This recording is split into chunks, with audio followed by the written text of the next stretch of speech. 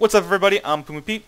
I'm Moosin. And we're Friendly Fire Co-op back playing more Divinity Original Souls Beta and picking up basically right where we left off in the last episode. You've called it Original Souls. Original Sin. Past Sorry. two. I love Dark Souls. That's my response. Divinity Original Sin Beta. I know what game we're playing. Don't worry. But yeah, if you remember last time, there was combat right here. What? Medora leveled up. Yeah, everyone's leveled up. We just have to... so we had the combat... portrait level up next to it. Not for me. Game, please. Yeah, so we took care of all the leveling up process, and we're just going to go ahead and have our conversations now. Oh yeah, Mason, where are you at? Why aren't you helping me in the fights?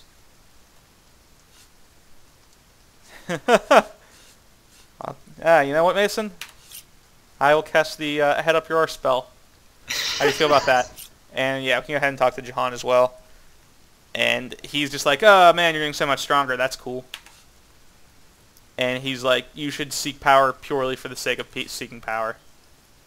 I mean, that's what I do regardless. Instead of being a good person, essentially, is the idea behind this dialogue with Jahan, is that he just wants you to seek power.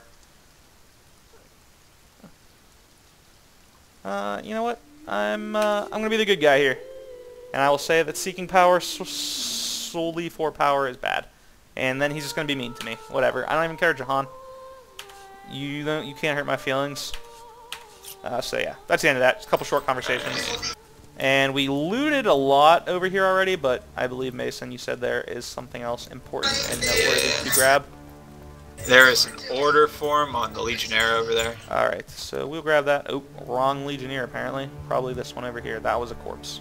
So grab that, and we'll check out his orders.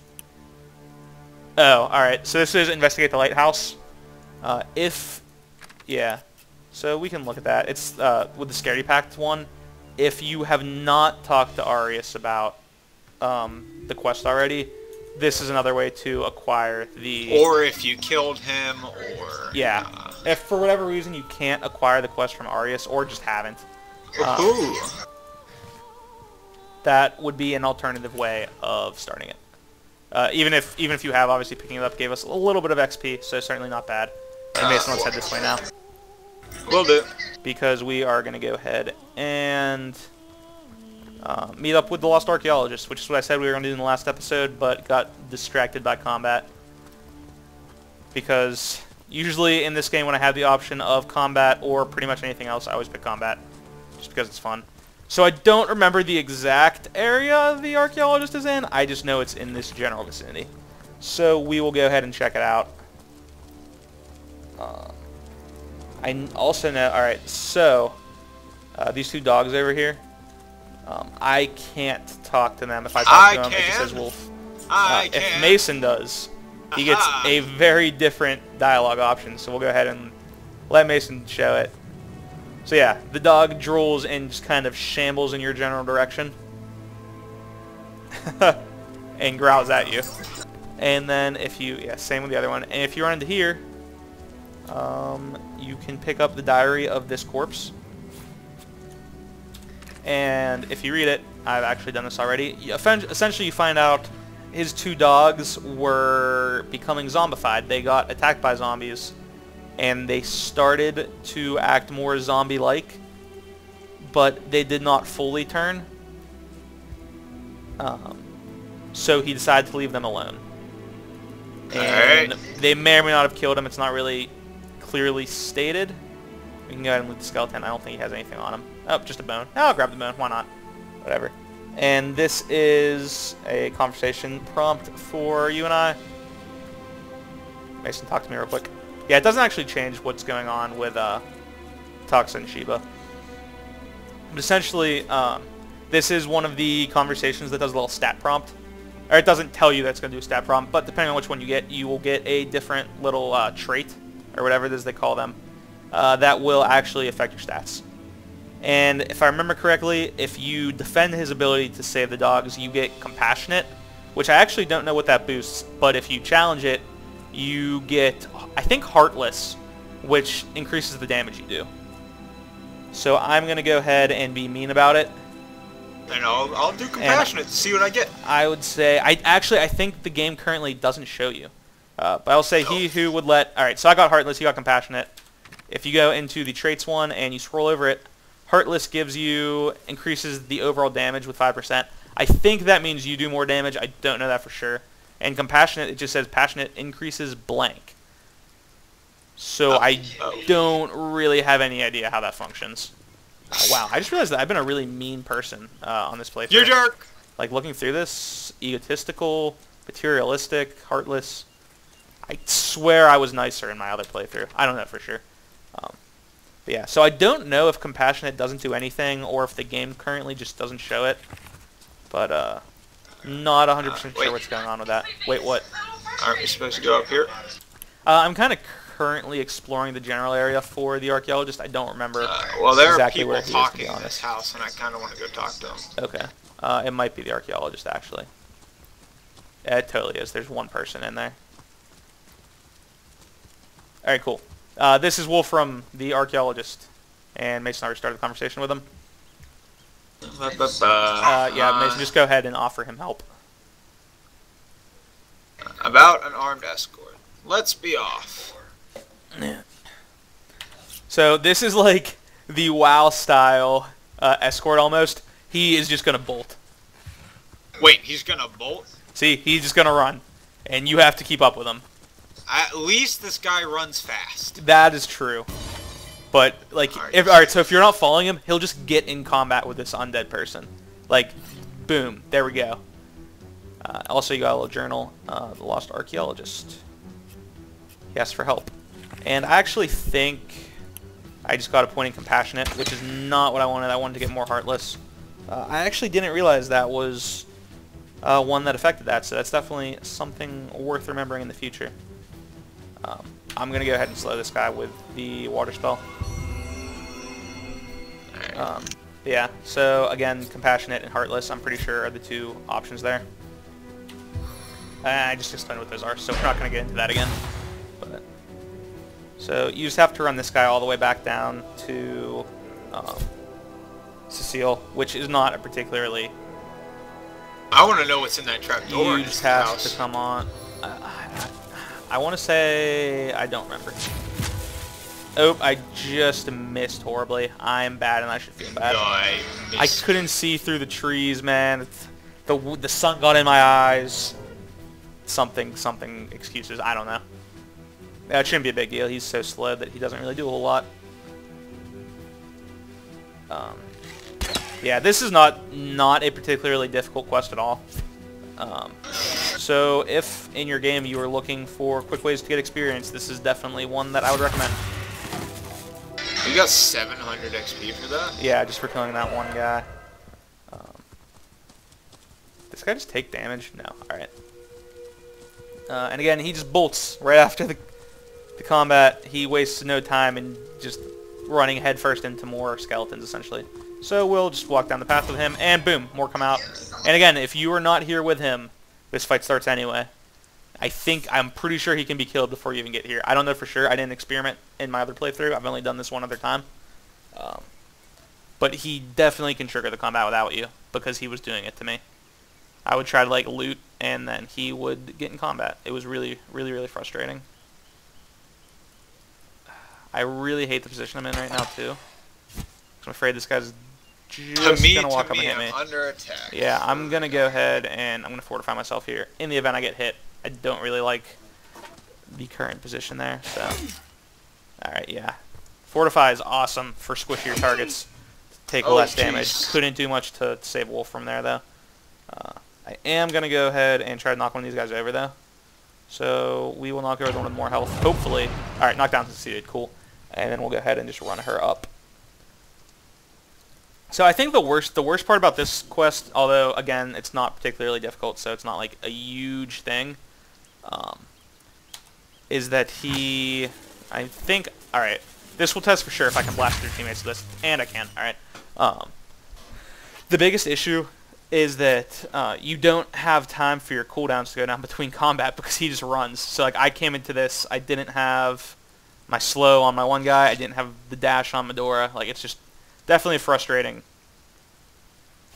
way it's set up, but it's not the end of the world because, I mean, clearly we're not having too many issues with this fight because they're just not particularly difficult enemies. It's a small number, and they're just not that strong. And we'll just end our combat turn there. Couple swings from Medora and a couple blasts from their. You know what, Mason? I don't want to hear your crap. Alright, Wolfram, here. there are 5 people versus 1 skeleton. Come on now. Yeah, and he's still like cowering behind my guy. Just completely useless. I mean, I'd be cowering behind that shiny afro.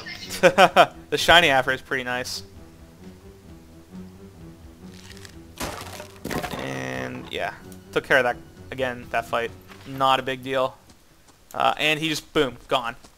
So I'm hoping my Fortify might come up off cooldown again before the next fight. Is there a next fight? I believe there's one more fight. Maybe I'm wrong. It might actually only be 2. I mean, we're literally in town. Yeah, alright, so clearly not a big deal. He's going to go ahead and run to the tavern so we can run there with him. I don't know for sure if there's any more to do with him actually in the tavern. If nothing else, Aureus should be pleased here that he's back. So we will go ahead and run to Aureus immediately after the tavern, but we'll go there just in case there's more to do directly with him. Alright. Who's the guy that I failed to steal the ring from? Do you remember that? Cecil is the one that you made angry. Alright. Cause I got another level in pickpocket. Let's see if I can If you make Cecil angry again, I'm gonna be very upset. So yeah, we'll go ahead and run here. And we will talk to Wolfram. Actually, alright, so you know a lot about the undead. Alright, so if you talk to him, he'll tell you with zombies you want to kill them far away because they'll release prey. Or they'll release, sorry, I was half reading him and half talking. They'll release poison if you attack them, and also they can give you diseases if they attack you. And then if you ask him about skeletons, he'll tell you they are part of resurrected soldiers of Brachus, and also you should kill them with blunt weapons instead of swords. So I don't know quite the effectiveness of one or the other. I've not done a whole lot of experimenting with it. And there's nothing a whole lot that he'll do for me also. So we'll just go ahead and end that. Also, can I still accept if I talk to Mendius about this Tom? I guess I cannot re-engage in the Fab 5 quest. Alright, so I know in previous gameplay footage I decided to not go with the Fab 5 here. But I did in other playthroughs, and it doesn't seem to have any negative side effects. It's just kind of another quest, which you'll kind of be directed to in other ways, so it's not a big deal if you miss it. Mason, did you try to steal the ring? It says it's out of my like range. Oh, okay. I see that you went exploring in his house, though. No, don't walk in there. Don't walk in there. Does he get angry? Alright, I'm actually going to show an alternative way of getting in there. So if you talk to Cecil, and you tell him, can you tell me more about your library? He says, would you like to have a tour? And if you say yes... Wait. Wait, what? Alright, I stole his key. It's not a big deal. He actually walks upstairs. So you can actually just walk directly into this room once you have the key. So yeah, not a big deal. So you can go looting in here. Did you open this already? No, it needs a key. Which key did you steal? Did you steal the key to this chest? I'm going to steal the golden cup because I know it can do a lot. And I'm very hesitant. Wait, we don't have the key into the next room, right? No. Alright, I actually know another way to get in there, but I'm not going to worry about it right now because it's not... You mean shoot the door down? No, we're not going to shoot the door down. But there are other ways to get in there without the key, and I will show that eventually. Oh, hey, we got smelly shoes. Ho ho! I'm guessing that we can probably give that to the dog, which I don't know if we've resurrected yet. And also, I was going for like the resurrection style in the other gameplay. I'm so worried that if we walk out here, he's gonna get angry. All right, let's teleport out just in case. I guess that works. Yeah, I don't know exactly how it functions if we walk through his door there, so he might get angry. If anyone knows, feel free to let us know. That would actually be really helpful. So, I have limited experience with how this dog works. I don't know where the dog's once you corpse resurrect is. him. That is another thing that we need to consider. Can we even find him? Is he gone? Dog, please. Is the dog corpse just disappeared? That's really weird. I could have swore he died in the poison. Oh, wait, I see. Alright, I moused over it. So, we're going to go ahead and use... John has a revival scroll, so I'm going to go ahead and revive Murphy. When I revived him in my other one, I was then unable to speak with him. So, can you still talk with him? Or does it not work? No, I can't talk to him. Okay, so I think what happens is... once he dies, you seem to lose the inability to interact with him even if you resurrect him. Which is unfortunate, but it's obviously not the only way to progress through the game, so we can make it work anyway. One thing I actually suggest we do is dig up some of the other graves here, because it's basically free experience. We can dig all of them up except the one Siva's guarding. Oh! That's just a bone pile. There's not really anything important there, but it does, give us another conversation thing. So that's cool. I don't think this one's a stat one, but we're about to find out. You know what, Mason? Why do you keep rage digging stuff? Essentially what I said. But if you dig Siva's grave up, she gets angry and she actually attacks you. I mean, I would so assume yeah, that. probably not the best one. So yeah, a couple of these have zombies in them. Including this Helen. one. There's Helen, please. I don't think Helen's a zombie. So there Okay. are different ways that we can handle it. Sorry, I don't even know what I'm saying. There are different results from each one, so we'll show you all of them. I actually know what's in most of them. Oath of Desecration spellbook. That's pretty handy. Go ahead and pick that up for later. So go ahead and dig this one up next. Isn't this the one that has the pie in it? Nope. Thought this one had the pie in it. Nope. This actually has... I don't want to spoil it. Just go ahead and dig it up. And... boom, spooky ghost. So this is actually a new quest that you have not seen, but I discovered this on another one when I was just digging up everything. So he's a ghost who died, and he's actually an author. And he wants you to read The Philosophy of Death. Apparently there's a library in Rivelin, so we should be able to find it, and then once you read it, there's some kind of test. I actually haven't been able to find his book. I don't know where it is in the library. So I don't know, but I'm digging up the graves. Alright, be really careful with one of them. That was the one I was going to tell you to be careful with, because he is a bomb guy. But it's alright. I'll be able to pick him up and throw him down. It's not a big deal. But yeah, be careful with the one. If you read the tombstone, he actually asks if he's going to be like a jester in the overworld. Oh, Mason can just kill him. But yeah, definitely be careful if you are digging that one up. Don't have your whole party around it, because it could go horribly wrong. Also, there is a grave next to the sheep. Oh yeah. Yeah. Outside of Felleron's whatchamacallit?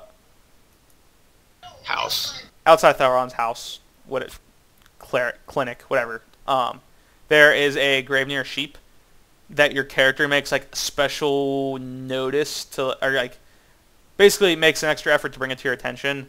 You do not want to dig that one up. It will blow up in your face and kill everybody. And there's no loot inside of it either. So, I don't have a shovel. There's a shovel somewhere in here. Yeah, there's a shovel right next to the big grave. Oh, okay, cool. I'm going to grab the shovel. I think there's one more combat sequence that we can trigger while we're in here. Just another really short one. And I don't know, I kind of don't want to make Siva angry. I'd feel bad. So I vote that we just skip that one. There's really no reason to dig it. I mean, there is, because you'll get in combat, but it's unnecessary. I think this one does not have it. I think it's on the other side. No, just a bone pile. Where's I could have sworn I dug up something and somebody liked pie. There is one that asks if there's pie in the afterlife or whatever, but there's no actual interaction with the pie. All right, I guess there's not another combat sequence unless you decide to make Siva angry. Alright, at this point, seems like a good place to cut. Thanks for watching, guys, and remember to subscribe if you want to see more daily Divinity videos, as well as other co-op videos of various computer games that we decide to play. Thanks for watching, and we'll see you next time. Bye. Bye.